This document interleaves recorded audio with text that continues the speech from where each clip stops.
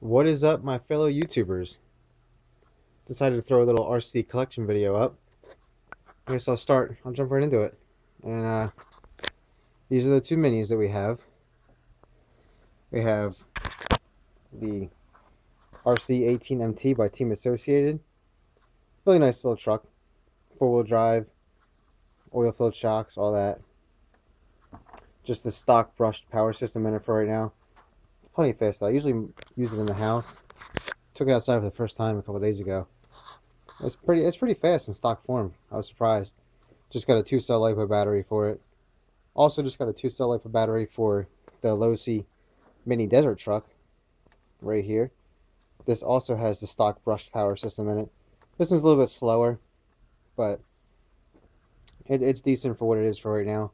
I may throw brushless systems in these eventually. I'm not sure yet, depending on if I get into them or not. This one, as you can see, still has the stock AM radio system. Definitely want to change that eventually, but it comes with an ESC receiver combo, so I'm just leaving it as is for now until I eventually get one. Moving over here, we have my Stampede 2-wheel drive. It says VXL brushless just because I got the body for it and painted it. It's actually it's stuck on there. It actually has a Hobby King setup in it, 80 amp ESC. I think a 4,000 kilovolt Turnigy Trackstar motor. It moves pretty well, does wheelies and all that. It's a fun little truck just to bash around with. It doesn't handle for crap, but it's not supposed to. It's a fun little mess around truck. Got mashers on there, run that on 2-cell LiPo. It's a fun little truck. Then we have Tiff's Gravedigger. I actually bought this. I bought both of these trucks together. One ran, one didn't. One was basically a roller. And it had most of the green parts on it. You see the skid plates under there. And Tiff wanted a Gravedigger, so I converted him to a Gravedigger.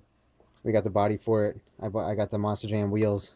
She runs this on the Hobby King GT2 radio. That's a fun little truck too. That's got my old Castle short course truck set up in there with 3,800 kilovolt motor in the back. This thing is just insane. Has it on high star power and everything. Plenty fast, even on 2S. Wheelies all day long. It's a fun little truck. And then we got Tiff's / 2-wheel drive. This has the VXL system in it. That piece of foam is for in the battery tray. It's just laying on there right now. She runs that on the axial motor, or the not the motor. Yeah, that's a motor. The axial radio system. And there's my soldering iron. I was doing a lot of soldering this weekend. All right, that's it for that. We'll move over this way. We have the Kyosho Mad Force Cruiser VE. This is actually a fun truck. It handles like almost like you'd see an actual monster truck would. It's solid axle. I think you can see down in there. You see it's got the solid axles front and rear, so it bounces and bobbles around. But it's a lot more scale. It's fun to drive, trying to handle it and seeing how it handles all the jumps. It jumps very well. I jump off of BMX ramps, and you almost can't hear it land because it's got such plush suspension and all that. It's very nice. This is stock brushless with the Team Orion, I want to say, I think it is. Vortex system, 2,000 kilovolt motor, 4S LiPo max, but on this truck you don't really need more than that because it can't handle. It would handle 6S the drivetrain wise, but since the truck handles so poorly, I couldn't imagine 6S on this thing. It would be out of control. You wouldn't be able to get up to speed to save your life, really. Over here we have the Traxxas E-Revo. Just kick something. Traxxas E-Revo. This is brushless. A little dirty bug body. The Mamba Monster system in there. I only run this on 4S because that's plenty. I don't want to deal with all the issues of drive shafts and differentials breaking on 5 or 6S. 4S gives me plenty of speed, plenty of power, tons of fun. This thing jumps awesome. I love this truck. Very fun. You can see right next to it I have my FlySky GT3B radio. This thing is very nice for $40. Ah, took a battery out. Oh well. Very nice for $40. Receivers are only $7.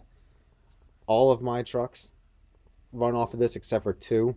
I use my old Spectrum DX2 radio for that, only because I already had it. Everything else runs off of that.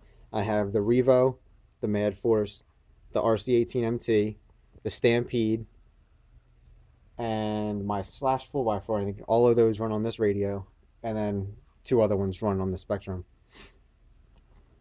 So oh, plush suspension. I love this truck. Moving on, we have an Axial SCX10. This is fun. I actually got into this because of the Mad Force with its solid axle. I loved watching the suspension flex everything, and I decided to get a true crawler.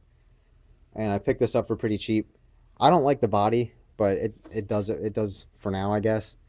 It's not on my list of upgrades. It's just down the road eventually. One thing I did do was put on the I don't know what to call it, the aluminum link set. There we go, from Axial. All the links under there are all aluminum. This thing had so much play in it, from the steering to all the linkages and the axle and everything, from having the stock plastic links. It was terrible. After getting that, it's been awesome. I also got a new, actually David got me the new light kit for the front and rear because they were breaking off the LEDs. It wasn't really fixable, so I just got the whole new light set. Moving on again, this is my two-wheel drive Slash. Pretty beat up FabTech body. Got the low center of gravity Traxxas chassis. This thing is actually really well built, really well engineered, and it's very cheap in price, not in quality or anything. I thought the price was really good for a low center of gravity, seeing as all the other ones are really expensive. This has a censored Hobby King system in it with a 9.5 turn 4100 kilovolt, I think, motor. So the low end on this is very nice. Nice smooth throttle control throughout. There's no cogging or anything because it's censored. Very nice system. And over here, you may have seen this in a recent video. This is the Vitara Camaro. This is the brushless version. It comes with a 2-cell lipo and it's already brushless ready. If I can get the body off, what the hell? There we go. Oh, that's not stuck. And under there I have, underneath I have LEDs in it. 4 front, 6 rear. There we go. My tires are already going bald from throwing a 3S lipo in this thing. This thing's pretty quick. Pretty fun though.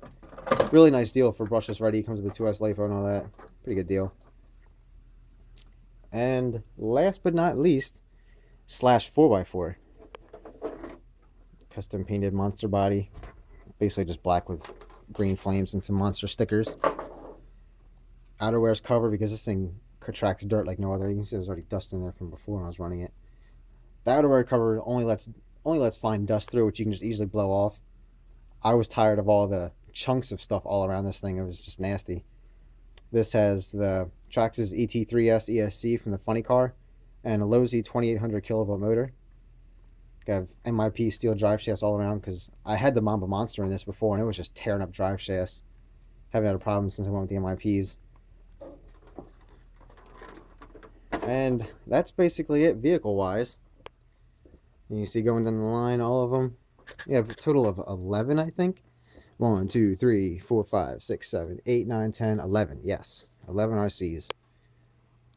It's a lot of fun. I had about 4 or 5 of them out this weekend since it was a nice Saturday. It was really fun. Down here is where I keep all my batteries. Keep them in these these ammo canisters for safekeeping. See, I have Nanotech 6000s, 2S, 2S, 4S, a couple more hard case 2S, and this is the lipo that came with the Vitara Camaro. Over in this one, a couple more 2S, 2S, 2S.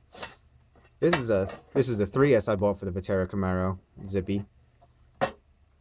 And two little mini ones for the if I can get them out. These 2 little mini guys for the 18 scale, the mini desert truck and RC18MT. And Nanotech 3S, and then some random power cell in there. I don't even use that. But I keep them in here just to be safe in case there was a fire from one of the batteries. It'll be contained in there.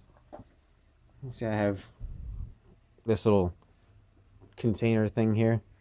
store a lot of my RC stuff. A bunch of tires, just insane. I have some paint in that drawer, a bunch of spare parts in this one. Yeah. I guess that's basically it, guys. See, 11 RCs. This is where all the magic happens, down here. I usually do all my upgrades and work in this table right here. At least I was doing soldering earlier. I actually finally have all of them up and running now. For the last few months, at least half of them were missing something or another: power system, servo, drive shaft, something. And just in these last week, this last week or two, I've been gathering parts and stuff I need to get them all up and running. And I did. This weekend I had them all out tested. They're all running good. So I guess that'll do it for this video. Thanks for watching, guys.